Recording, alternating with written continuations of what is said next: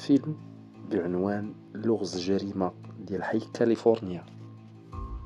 في بداية سنة 2019 في كازا، وبالضبط في حي كاليفورنيا، واحد الحي اللي معروف بالهدوء ديالو والناس اللي ساكنين فيه، وقعت لهم واحد الجريمة اللي صدمت الناس كاملين وخلات البوليس يحكوا راسهم. الضحية كانت واحد السيدة سميتها نادية، في الربعينات من العمر ديالها، مطلقة وعندها بنت وحدة كتقرا في الليسي. نادية كانت كتخدم في واحد الشركة ديال العقار، ومعروفة باللباقة ديالها والأناقة ديالها. الناس في الحومة كيعرفوها بالمرأة القوية واللي كتعيش بوحدها.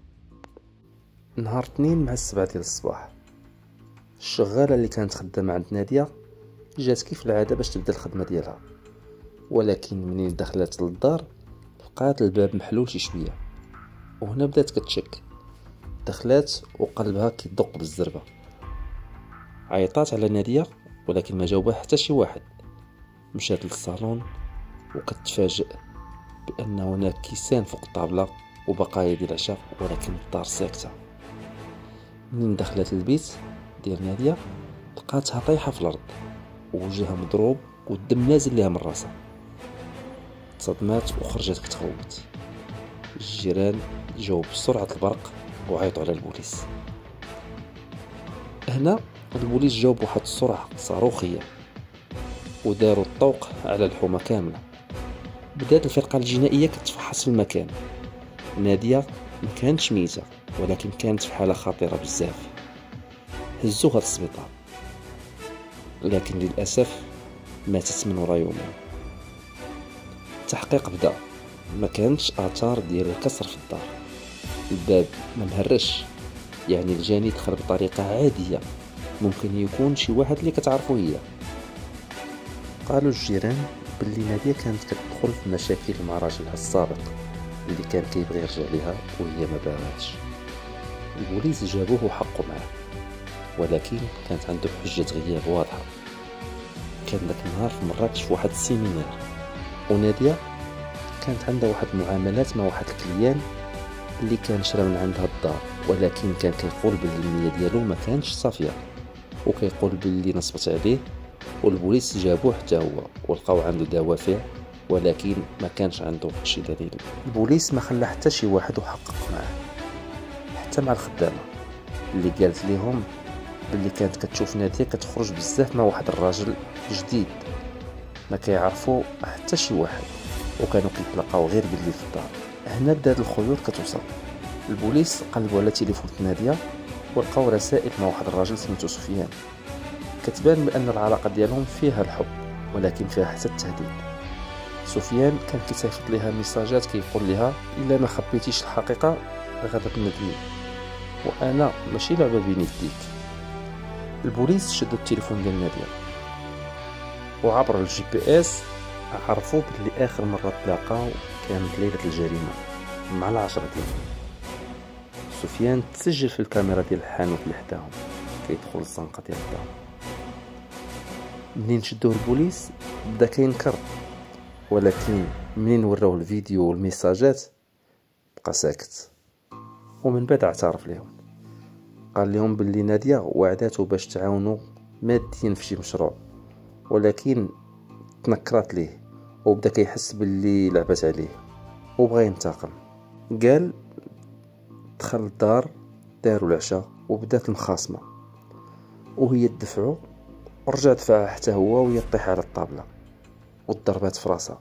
منين شاف الدم تخنق وهرب بلا ما يخبر شي واحد. هنا سفيان تحكم عليه ب20 عام ديال الحبس بتهمه القتل العمد. القضيه هزات الراي العام وخلت الناس كيعاودوا يفكروا في شكون كيدخلوا لبيوتهم ولديورهم، وحتى كيفاش الثقه ممكن تجر المصائب بحال هكذا. الضابط هشام رغم ان سفيان اعترف ليه ما كانش مرتاح بحكم التجربه ديالو. كان كيحس بان هناك شي حاجه ناقصه في التحقيق، بحال شي خيط باقي مخبي، خصوصا ان الطاوله اللي طاحت عليها نادية ما فيهاش اثار ديال الدم بزاف. شي جيران سمعوا صوت النقاش اللي كان مع نص الليل، ماشي مع 10، الوقت اللي قال لهم سفيان. أنه مشى. كاميرا واحدة أخرى صورته دخل الزنقة، ولكن ما كانش دليل على الخروج ديالو منها. واش بقى واش رجع الله أعلم. المحقق هشام بدا كيراجع الدوسي ديالو من الأول، طلب تقرير الطبيب الشرعي يكون مفصل. وهنا كانت المفاجأة، نادية ما ماتتش من ضربة في الرأس ديالها فقط، ولكن كان عندها اثار ديال الخنق في العنق ديالها وشي خدوش في اليد بحال شي حد كان كيتقاتل معها. سفيان قال في الافاده ديالو انه غير دفعها، ما قالش خنقها. هنا ضابط هشام جاب سفيان من مدة جديد وهو يسولو، قال له سفيان انت قلتي لي باللي دفعتيها وما خنقتيهاش. سفيان بدات عليه علامات الارتباك، انا ما عرفتش شنو وقع، كنت معصب وغير دفعتها. هنا هشام بدا كيشك ان سفيان ما دارش الجريمه بوحدو وباللي شي حد اخر كان داخل معاه في هذه الجريمه وكملوها. البنت ديال ناديه سميتها ساره، كانت ساكته نهار الجريمه، مبغاتش تهضر، كانت مصدومه. ولكن في واحد النهار فاش كانت كتلعب الطابليت ديالها بداو المحققين بالصدفه ولقاو فيها فيديو صغير صورته بلا قصد. الفيديو فيه صوت مشوش، ولكن كان باين الصوت ديال ماماها كتخرج من داري، بغيت نسد هذا الباب ديما وكيتسمع معاها الصوت ديال شي راجل ماشي صوت سفيان كيرد عليها بعصبيه، وكان واضح انه شي حد كان كيهدد. بالتحليل الصوتي تبين ان الصوت ديال واحد كيتسمى مراد، شريك نادية في العقار سابقا، كانوا خدامين مجموعين، ولكن من بعد بداو مشاكل على الفلوس.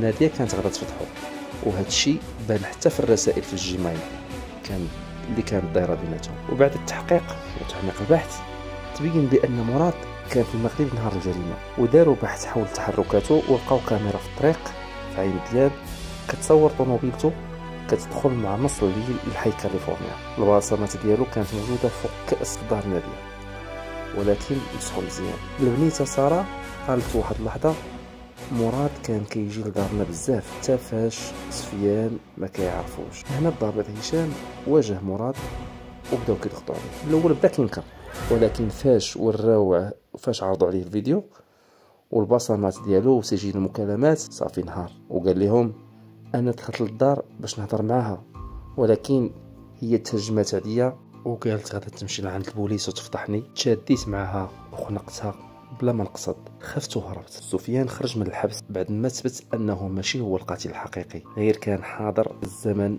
والمكان الغلط اللي خلاهم يتهموه، ولكن حكم عليه ب6 شهور موقوف التنفيذ بتهمة إخفاء الحقيقة. مراد تحكم عليه بالسجن المؤبد لأن الجريمة كانت مع سبق الإصرار والترصد، وبغى يسد فم نادية قبل ما تفضحو في اختلاس عقاري. سارة بنت نادية تعطات لها الوصاية المؤقتة عند خالتها، والضابط هشام كتب تقرير خاص في هذه القضية ما حقيقة كتجي من فم ديال أصغر شاهد. كنتمنى أن هذه القصة تنال الإعجاب ديالكم وتدعمونا بإعجاب والمشاركة.